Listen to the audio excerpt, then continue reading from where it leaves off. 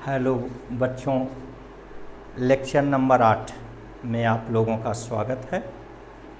आइए lecture number 8 में हम सेलों का संयोजन पढ़ते हैं। कॉम्बिनेशन ऑफ सेल्स, सेलों का संयोजन।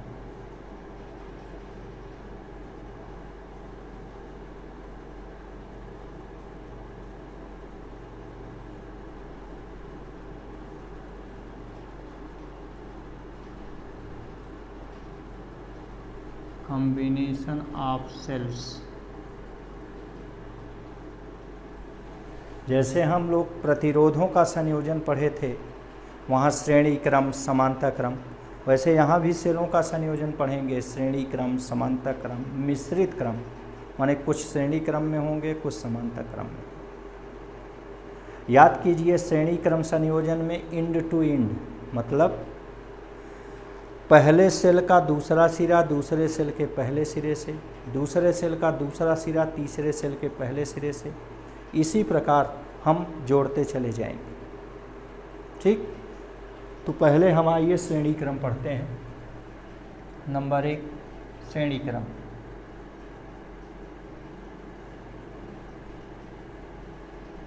इन सीरीज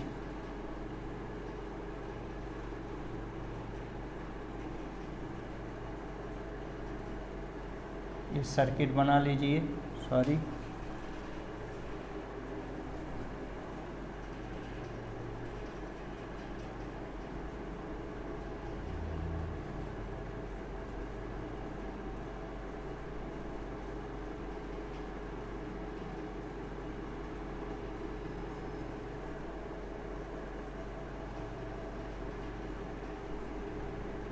यह है। मान लीजिए इन सभी सेलों का विद्युत वाहक बल E समान है, इनका आंतरिक प्रतिरोध स्मॉल r भी समान है, ये बाह्य प्रतिरोध कैपिटल R है। ठीक, तो श्रेणी क्रम में जुड़े सभी सेलों का आंतरिक प्रतिरोध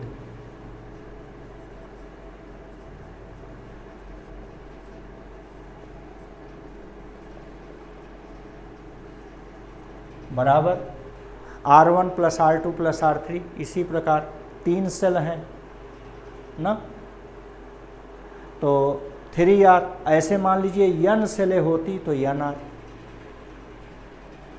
यहाँ लिख दे रहे हैं nr। समीकरण 1 यहाँ लिख दे रहे हैं n टर्म्स, ये हो गया। ठीक, अब परिपथ का कुल प्रतिरोध,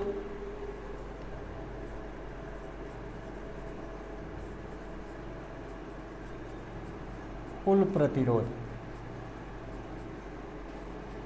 n स्मॉल r आंतरिक हो गया, धन कैपिटल R बाह्य प्रतिरोध हो गया। ये समीकरण 2 हो गया।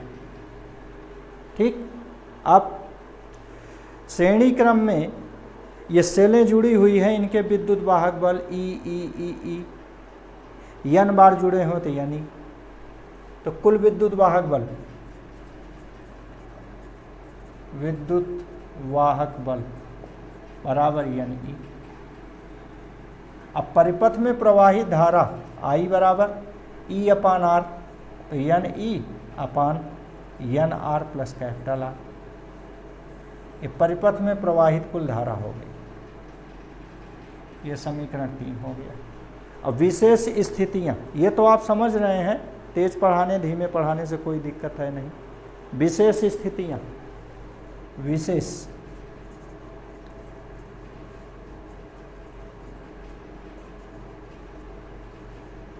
पहली स्थिति ले लें कि आंतरिक प्रतिरोध बहुत छोटा है।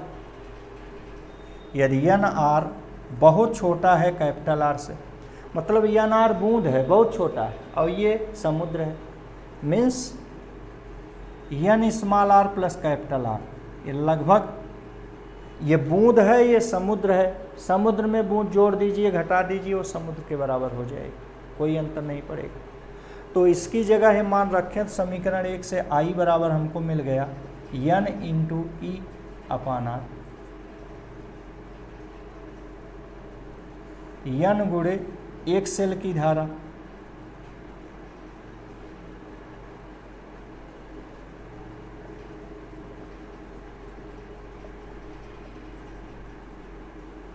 E/R क्या है? एक सेल की धारा है, तो n गुणे एक सेल की धारा।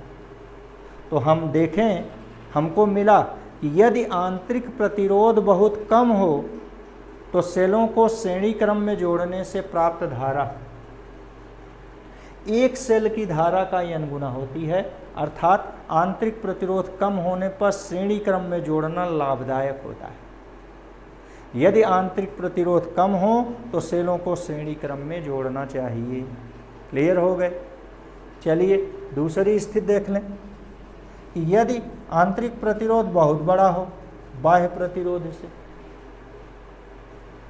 तो अब ये समुद्र हो गया, ये बूंद हो गया, तो n प्लस R लगभग n के बराबर हो गया।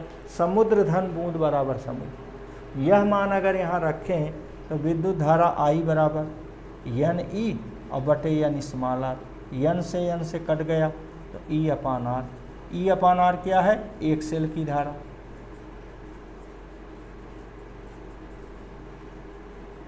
तो हमें क्या मिला? यदि आंतरिक प्रतिरोध बहुत ज़्यादा हो तो चाहे एक सेल जोड़िए चाहे 1000 सेल जोड़िए, श्रेणी क्रम में जोड़ेंगे तो कोई फायदा नहीं मिलेगा, क्योंकि श्रेणी क्रम में धारा हमेशा एक सेल की धारा के बराबर आएगी। तब इससे तो यह बात सिद्ध हो गई कि यदि आंतरिक प्रतिरोध कम हो तो उसे श्रेणी क्रम में जोड़ना चाहिए, और यदि आंतरिक प्रतिरोध अधिक हो तो श्रेणी क्रम में जोड़ने से कोई फायदा नहीं मिलता है। अब आइए समांतर क्रम देखते हैं।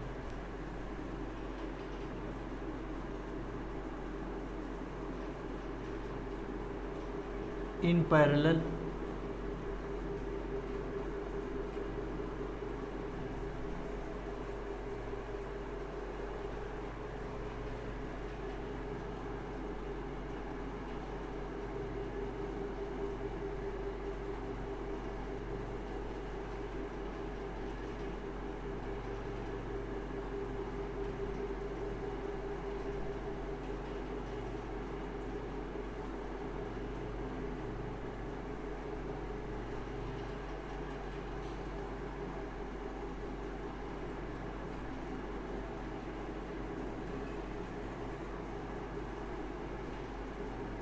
ये बाह्य प्रतिरोध R है। इन सभी सेलों का विद्युत वाहक बल हम समान मानकर चल रहे हैं। यहाँ आंतरिक प्रतिरोध r समान मानकर चल रहे हैं। ठीक, ऐसे मान लीजिए, जोड़ दिए। अब यहाँ इस परिपथ में कुल विद्युत वाहक बल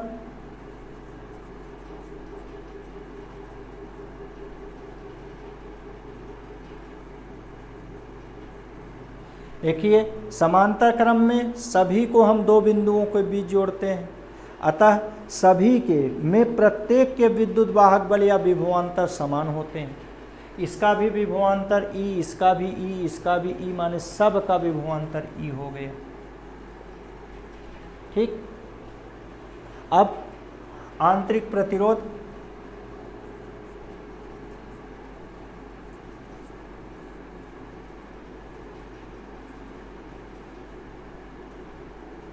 R' हो तो समांतर क्रम में पढ़े हैं 1/R बराबर 1/R1 धन 1/R2 धन 1/R3, ऐसे n बार तक, n टर्म्स तक।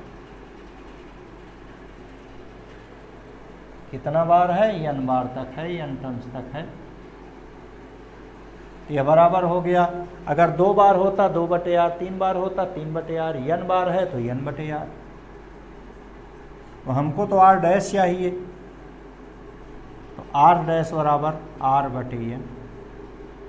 ये समीकरण 1 हो गया, ये समीकरण 2 हो गया। अब कुल प्रतिरोध, परिपथ का कुल प्रतिरोध, आंतरिक प्रतिरोध R/n धन बाह्य प्रतिरोध R, ये समीकरण 3 हो गया। अब परिपथ में प्रवाहित धारा I बराबर कुल विद्युत वाहक बल E बटे कुल प्रतिरोध R/N धन कैपिटल R। इसको थोड़ा और हल करें तो देखो R N का गुणा कैपिटल R में हुआ कैपिटल NR, और बटे N हो गया, इस भाग को गुणा में बदलेंगे तो बटे N उलट कर ऊपर चला जाएगी, तो कैपिटल N इंटू ई हो गया। तो ये सेल की धारा आ गई, इसको हम समीकरण 4 मान लें। अब विशेष स्थिति जैसे यहाँ पढ़े थे वैसे यहाँ भी पढ़ लें, विशेष स्थितियाँ।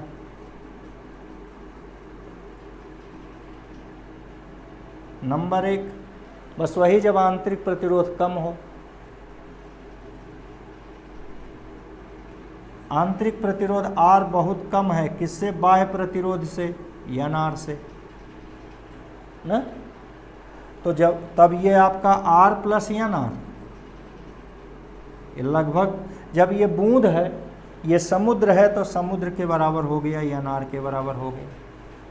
तो यही मान रख दिए, तो I बराबर NE और बटे NR कट गया, तो आ गया E/R।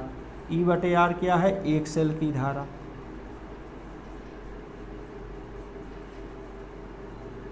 तो आपने देखा कि जब आंतरिक प्रतिरोध बहुत कम होता है तो उन्हें समांतर क्रम में जोड़ने से कोई लाभ नहीं होता है, क्योंकि प्राप्त धारा एक सेल की धारा के बराबर होती है।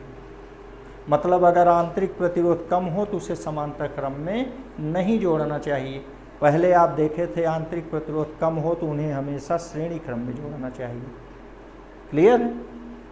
चलिए दूसरी कंडीशन, यदि यह आंतरिक प्रतिरोध R बहुत बड़ा है बाह्य प्रतिरोध से, जब ये बहुत बड़ा है तब अब यहाँ पर R प्लस NR, ये R बड़ा है तो यह लगभग R के बराबर हो गए। तो यही मान रख दें, तब हमें I बराबर मिलेगा N गुणे E/R। और यहाँ देख लीजिए N गुणे एक सेल की धारा, N गुणे एक सेल की धारा। तो आपने ये देखा कि जब हम आंतरिक प्रतिरोध अधिक हो उन्हें समांतर क्रम में जोड़ते हैं तो प्राप्त धारा एक सेल की धारा का n गुनी होती है। तो इन दोनों को मिला करके अगर हम देखें तो हमें एक ही उत्तर मिला कि यदि आंतरिक प्रतिरोध कम हो तो उन्हें श्रेणी क्रम में जोड़ना चाहिए, और यदि आंतरिक प्रतिरोध अधिक हो तो उन्हें समांतर क्रम में जोड़ना चाहिए। ठीक, यहाँ आप देखिए हमने समांतर क्रम में जोड़ते समय ये माना कि इन सभी के विद्युत वाहक बल और आंतरिक प्रतिरोध समान है। यदि इनके विद्युत वाहक बल और आंतरिक प्रतिरोध अलग अलग हों तब देखिए क्या आएगा।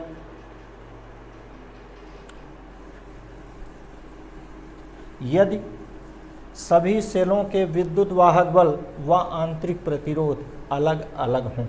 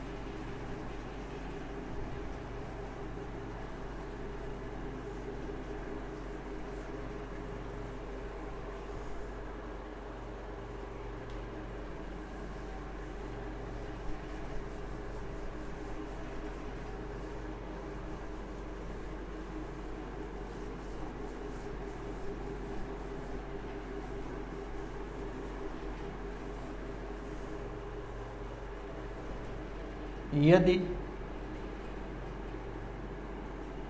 E व R अलग अलग हों,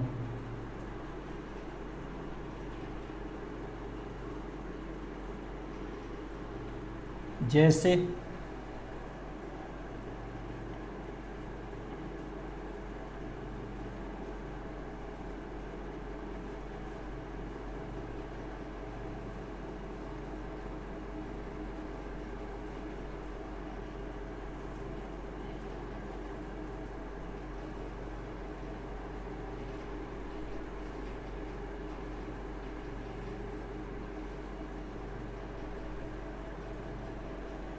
E1 E2 EN R1 R2 RN इनको बाह्य प्रतिरोध से जोड़ दिए।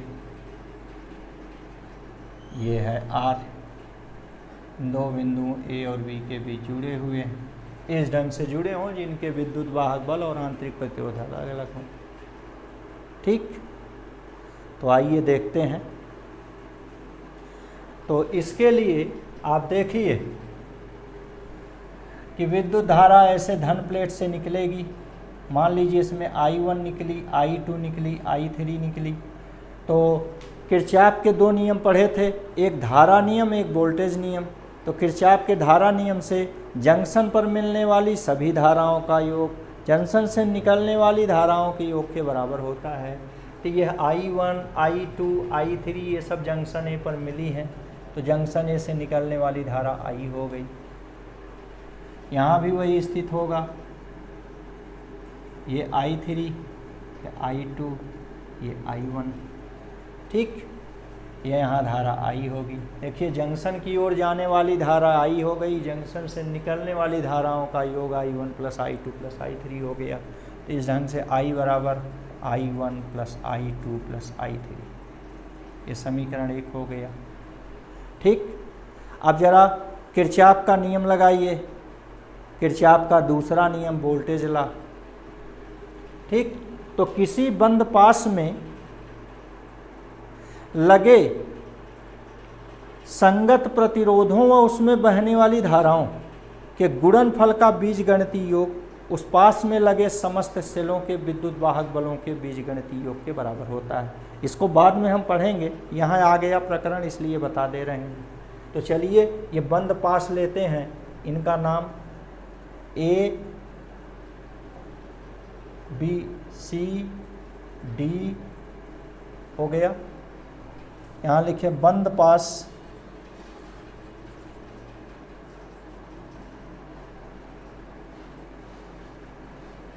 A C D B E1 A में, इसमें ऐसे। ठीक, किरचॉफ के दूसरे नियम से, किरचॉफ का दूसरा नियम देखिए, परिपथ में बहने वाली धारा और प्रतिरोध का गुणनफल I × R इक्वल, यहाँ भी देखिए +I1 R1, यहाँ आगे लिखिए +I1 R1, देख रहे हैं, इक्वल यहाँ पर E1। ठीक, ये आ गया। इसलिए यहाँ से हम करंट I1 निकालेंगे, I1 इक्वल, तो देखिए कैसे निकालेंगे। ये IR बाईं तरफ है, इसको पक्षांतर करेंगे दाहिनी तरफ, -I R हो गए। हमको I1 R1 मिला, R1 का गुणा है, पक्षांतर कर देंगे, भाग हो जाएगा। इस प्रकार I1 बराबर E1 - I R1 बटे R1, ये समीकरण 2 हो गया। इसी प्रकार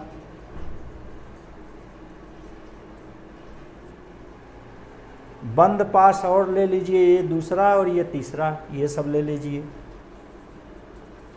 बंद पास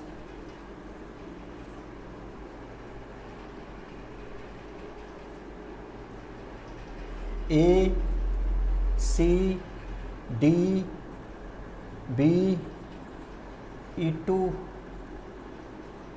A व A C D E2 B, यहाँ अगर E3 ले लें एक ठो, चलिए E3 ले लिए, ये E3 हो गया, ये R3 हो गया, E3 A में। तो दूसरे वाले में I2 मिल जाएगा E2 - IR अपान R2 व I3 मिल जाएगा E3 - IR बटे R3। जिस ढंग से आप इससे I1 निकाले हैं, वैसे अन्य बंद पासों से I2 I3 का मान सिमिलरिटी से निकाल लेंगे। I1 I2 I3 का मान इस समीकरण 1 में रख दिया जाए तो I बराबर आ गया I1 का मान E1 माइनस IR अपान स्मॉल r1 एक हो गया, प्लस I2 का मान E2 माइनस IR बटे स्मॉल r2 I2 का मान हो गया, प्लस I3 का मान E3 माइनस IR अपान R3 हो गया। या I1 I2 I3 का मान इस समीकरण 1 में हम रख दिए। थोड़ा सा हल किए देखिए, E और R को एक साथ ले लिए, ये हो गया E1 upon R1 plus E2 upon R2 plus E3 upon R3 plus so forth and so that n terms तक है तो n ये हो गया। यहाँ माइनस देखिए IR IR IR हर जगह कॉमन है तो IR कॉमन ले लीजिए तो बच गया 1 अपान R1 प्लस 1 अपान R2 प्लस 1 अपान R3, ऐसे n टर्म्स हो तो डॉट डॉट ये हो गया।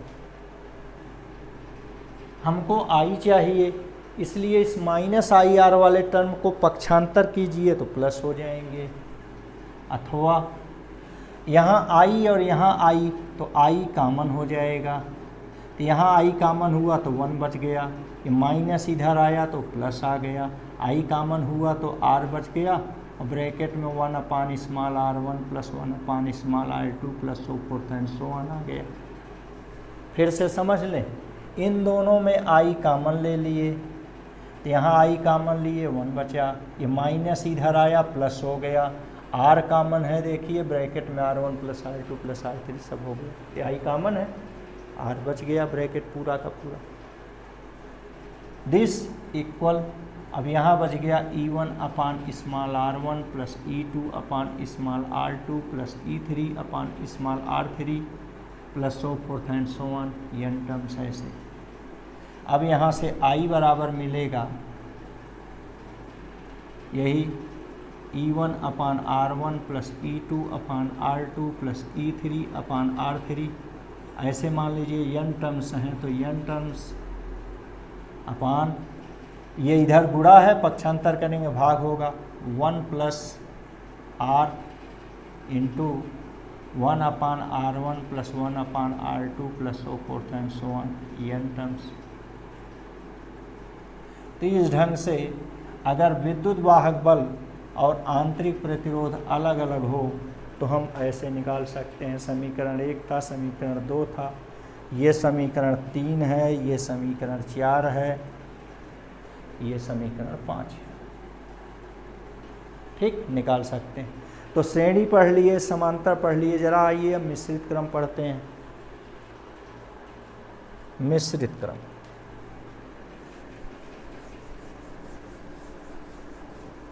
मिश्रित क्रम का मतलब हुआ इसमें कुछ श्रेणी में रहेंगे और कुछ समांतर में रहेंगे।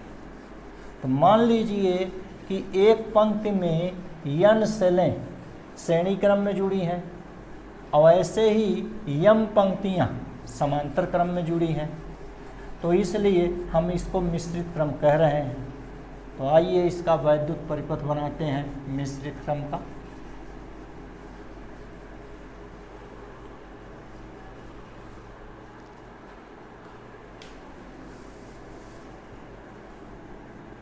मिश्रित क्रम,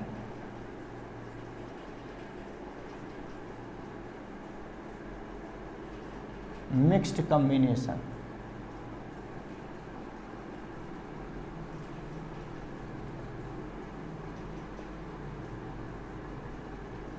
मिश्रित क्रम। हमने आपसे कहा कि मान लीजिए कि प्रत्येक पंक्ति में n सेल है,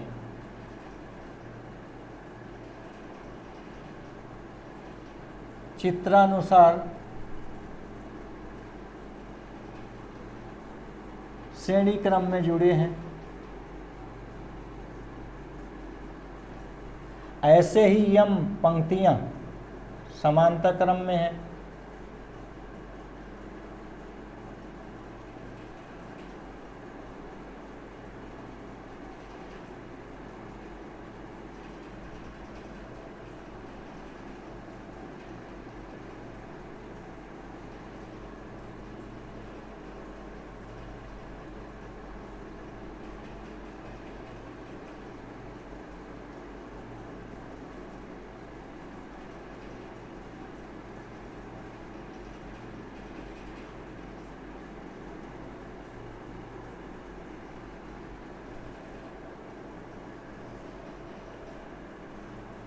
ये मान लीजिए कि अब बाह्य प्रतिरोध कैपिटल आर है, ऐसे जुड़ गया, ये कैपिटल आर है, इन सब के विद्युत वाहक बल ई हैं, आंतरिक प्रतिरोध स्मॉल आर हैं,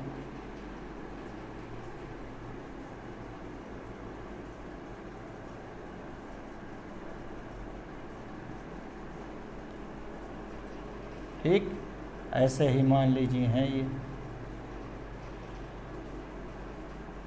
ये बाह्य प्रतिरोध कैपिटल आर से चित्रानुसार जुड़े हुए हैं, इसको हम मिश्रित क्रम कहते हैं। क्यों? देखिए कि ये प्रत्येक पंक्ति में n सेलें श्रेणी क्रम में जुड़ी हैं, ऐसे ही m पंक्तियां समांतर क्रम में जुड़ी हैं। तो यहाँ श्रेणी समांतर दोनों है, इसलिए हम इसको मिश्रित क्रम कहते हैं। तो आइए इनका पहले वही तुल्य विद्युत वाहक बल निकाल लें, तुल्य प्रतिरोध निकाल लें, फिर परिपथ में बहने वाली धारा निकालें, जैसे वहाँ निकाले थे। ठीक, तो देखिए चूंकि श्रेणी क्रम में n सेलें जुड़ी हैं, प्रत्येक का विद्युत वाहक बल ई है, तो श्रेणी क्रम में जुड़े सेलों का विद्युत वाहक बल E प्लस ई n टर्म्स तक। श्रेणी क्रम में जुड़ी n सेलों का विद्युत वाहक बल ई धन ई n टर्म्स तक यानी, ठीक।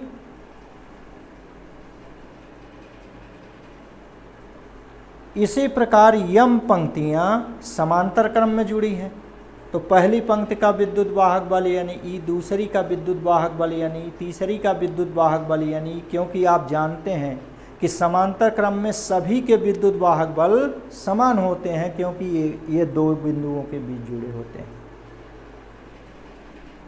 अतः परिपथ का विद्युत वाहक बल, परिपथ का विद्युत वाहक बल बराबर यानी ई, समीकरण 1। ठीक, फिर से समझ लें, चूंकि श्रेणी क्रम में जुड़ी n सेलों का विद्युत वाहक बल बराबर यानी, इसी प्रकार से यम पंक्तियां समांतर क्रम में जुड़ी हैं और समांतर क्रम में सभी के विद्युत वाहक बल समान होते हैं। पहली का यानी, दूसरी का यानी, तीसरी का यानी, ऐसे यमों का यानी, तो पूरे परिपथ का विद्युत वाहक बल हो जाएगा यानी। चलिए आंतरिक प्रतिरोध देखिए, श्रेणी क्रम में जुड़ी n सेलों का आंतरिक प्रतिरोध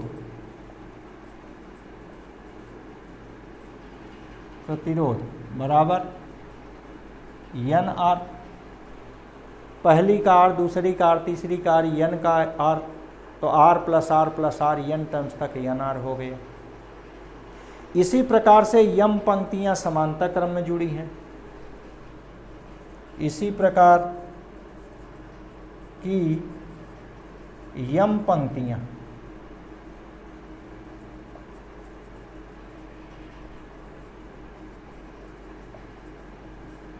समांतर क्रम में है,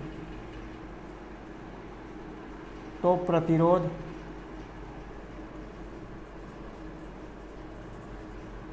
आर डैश हो तो 1/r बराबर 1/n आर धन 1/n आर डॉट यम टर्म्स तक, यह बराबर हो गया m/n आर। तब आंतरिक प्रतिरोध आर डैश बराबर हो गया n/r/m। अब परिपथ का कुल प्रतिरोध, परिपथ का कुल प्रतिरोध ये हो गया n/r/m और प्लस बाह्य प्रतिरोध कैपिटल आर, ये समीकरण 2 हो गया। अब परिपथ में प्रवाहित धारा, परिपथ में प्रवाहित धारा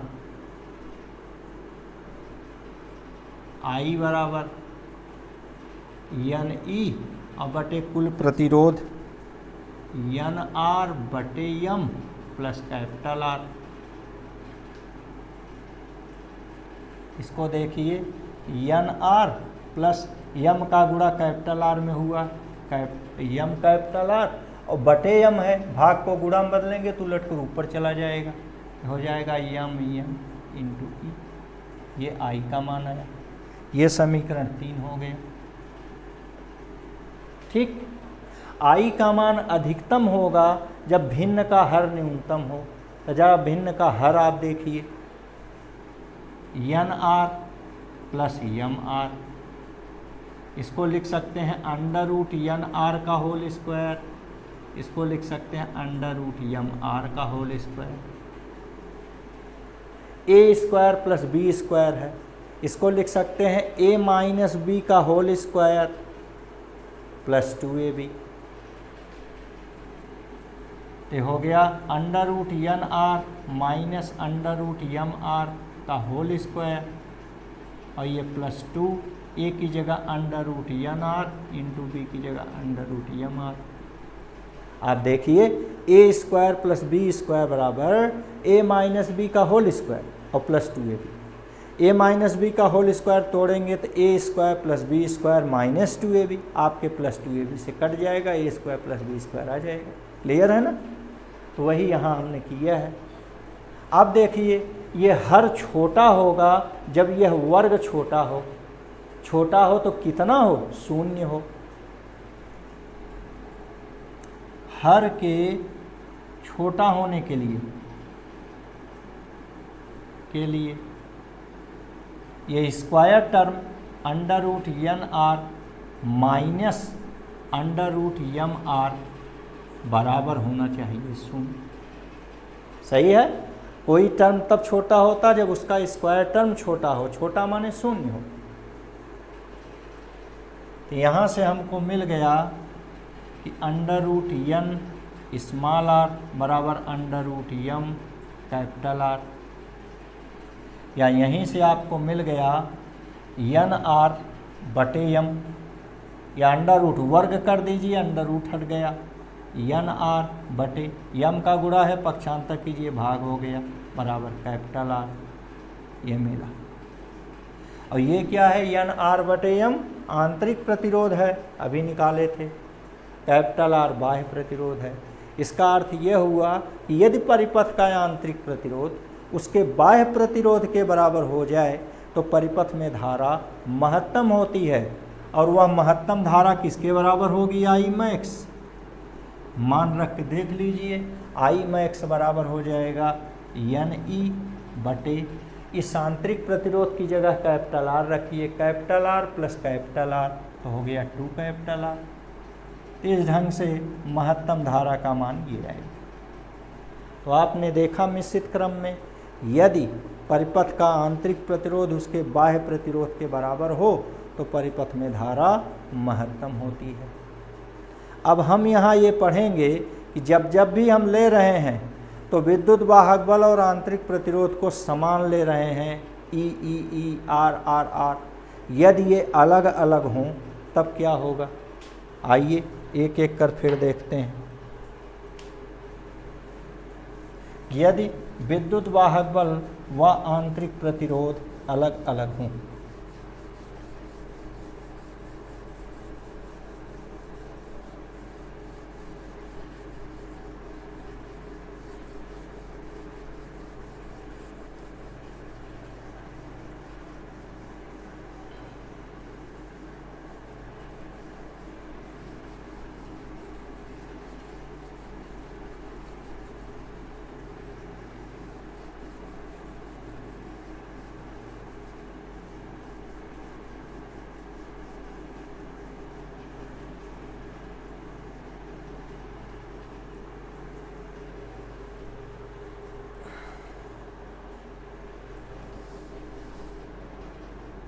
यदि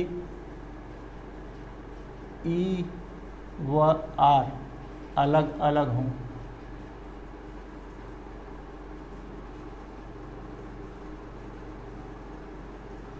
जैसे श्रेणी क्रम देख लीजिए, श्रेणी क्रम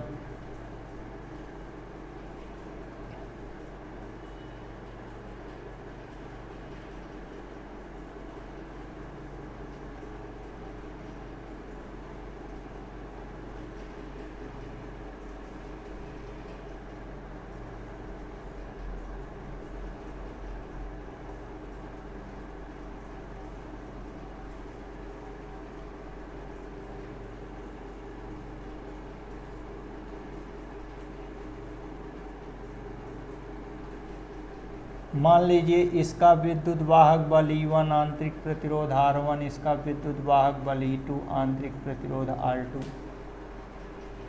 ठीक, इसका विद्युत वाहक बल E और आंतरिक प्रतिरोध R है। इस ढंग से है, अलग अलग है ना। इसके बजाय इनको आप मानिए, माना ये बिंदु A है, यह बिंदु B है और यह बिंदु C है।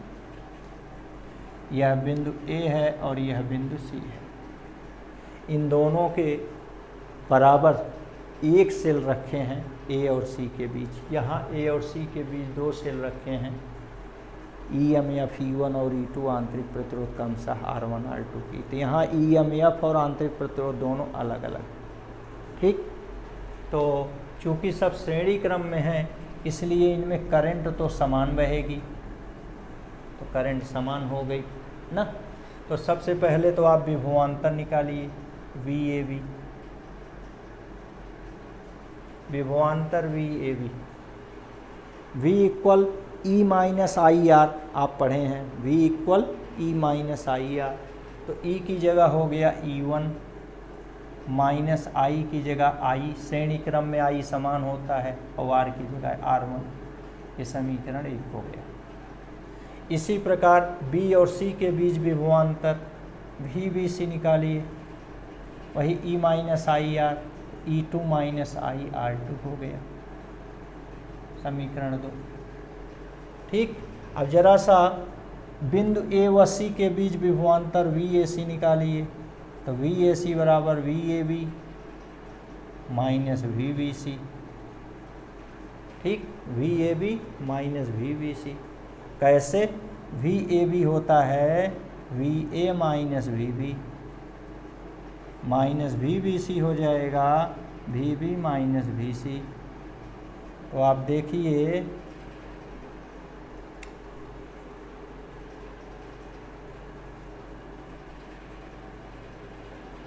VAB मतलब VB minus VA।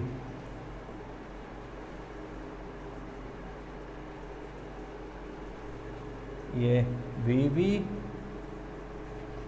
Minus VA, VBC मतलब VC माइनस VB। अब आप देखिए, ये plus VB minus VB cut जाएगा, देख रहे हैं, ये आपका बच जाएगा माइनस VA माइनस VC, या माइनस कॉमन ले लें,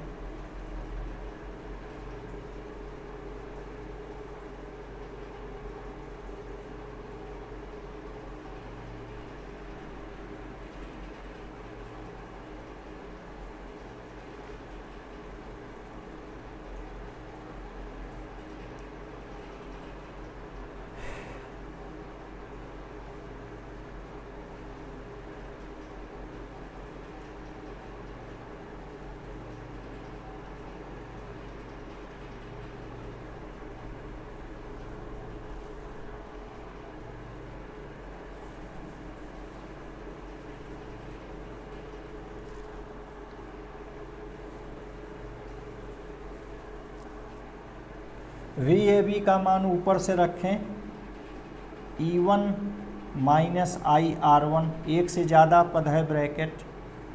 VBC का मान रखें E2 माइनस आई R2, ये हो गया। अब आप देखें, E को इकट्ठा करें, E1 माइनस E2। अब यहाँ देखिए, माइनस आई R1, ये माइनस माइनस का गुणा प्लस आई R2, I दोनों में कॉमन ले लें, तो ये माइनस I कॉमन हो गया। तो यहाँ बच गया R1, ये माइनस माइनस प्लस हुआ, माइनस कॉमन लिए तो माइनस हो गया R2। तो ये हो गया VAC।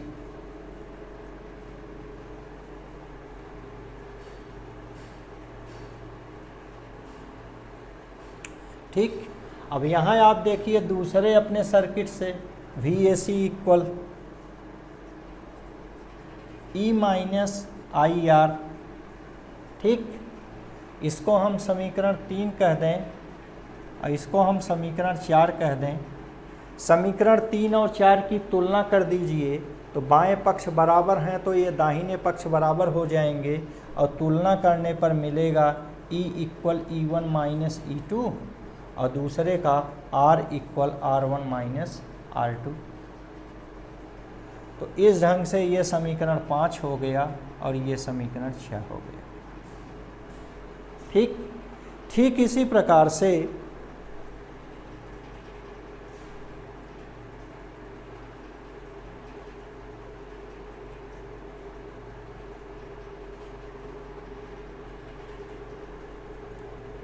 ये प्लस ये प्लस ये प्लस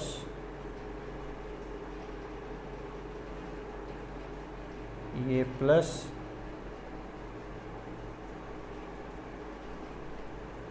ये प्लस ये प्लस। अब सही ध्यान दीजिए VAB प्लस VBC, या आप देखना चाहें ये हो गया VA माइनस VB ये प्लस VB माइनस VC, ये VB से कट जाएगा, VA माइनस VC आ जाएगा, वही VAC आ गया। ठीक, तो वही है, यहाँ प्लस कीजिए, सभी वैल्यू रखिए, E1 प्लस E2 एक साथ हो गया, I कॉमन हो गया, R1 प्लस R2 दोनों की तुलना किए तो ये आ गए। क्लियर? तो इस ढंग से जब आंतरिक प्रतिरोध विद्युत वाहक बल अलग अलग हों तो श्रेणी क्रम में ये मिला। जरा समांतर क्रम देख लिया जाए।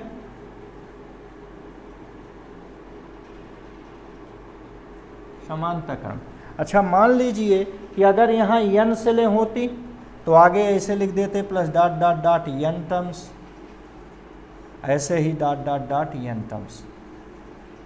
क्लियर? जैसे यहाँ 2 सेलें जोड़े हैं, n सेलें जोड़े होते तो ऐसे हो जाता। चलिए अच्छा समांतर क्रम देखिए।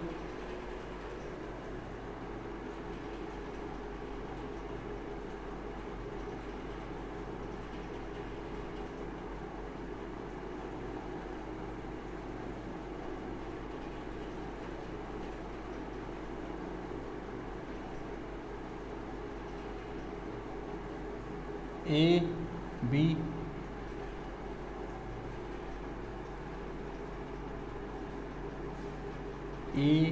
B इसका विद्युत वाहक बल E, आंतरिक प्रतिरोध R, इसका विद्युत वाहक बल E1, आंतरिक प्रतिरोध R1, विद्युत वाहक बल E2, आंतरिक प्रतिरोध R2। मान लीजिए इसमें करंट बह रही है I1, इसमें करंट बह रही है I2। ठीक, इसमें करंट है I1, इसमें करंट है I2। ठीक है ना? ये हो गया।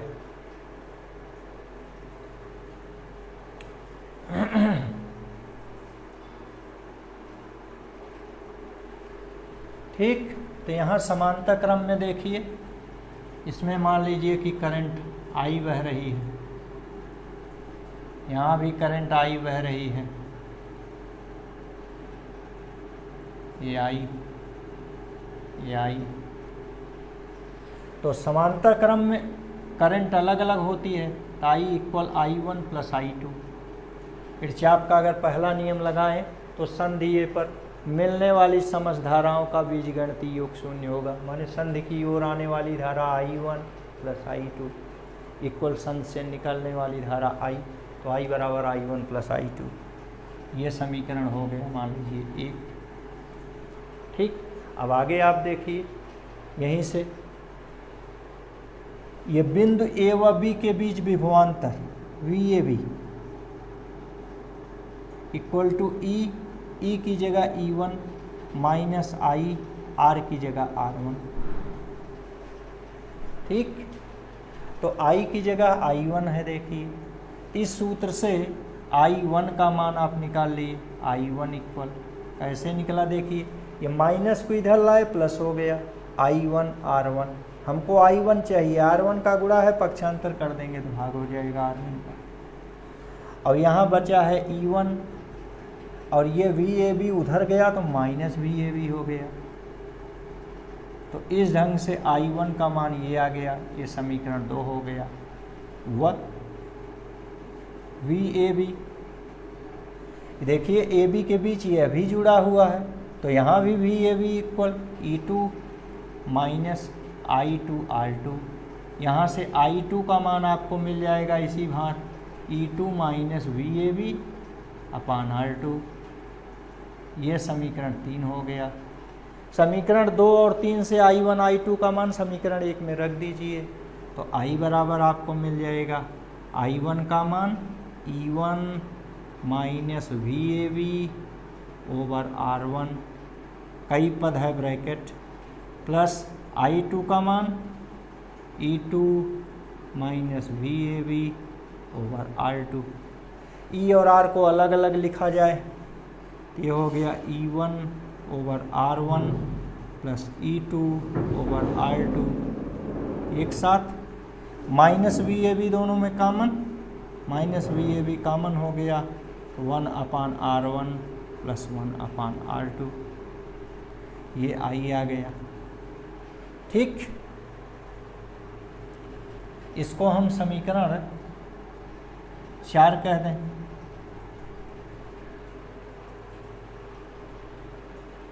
थोड़ा सा और इसको हल करें।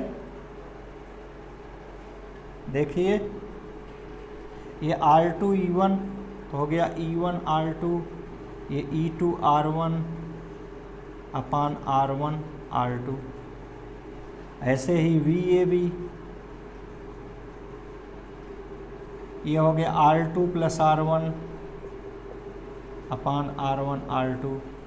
VAB माइनस है, इसको इधर लाइए, प्लस हो गया, अथवा VAB गुणे R1 प्लस R2 अपान R1 R2 इक्वल, इधर आपका आ गया E1 R2 plus E2 R1 अपान R1 R2, और ये I है, I इधर प्लस है, उधर गया माइनस हो गया, माइनस I।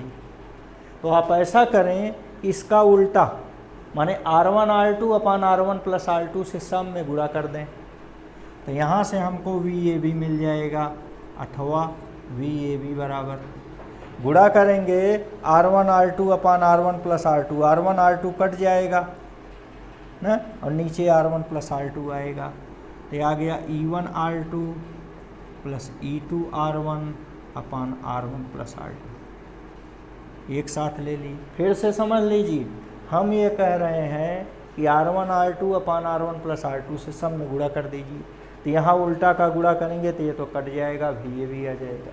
यहाँ R1 R2 ऊपर है, नीचे कट गया, नीचे R1 प्लस R2 बच गया, और यहाँ माइनस I गुणा किससे करना है, R1 R2 अपान R1 प्लस R2 से, ये आ गया। ठीक, तो इस ढंग से आपको ये मिला, इसको हम समीकरण 4 कह देंगे।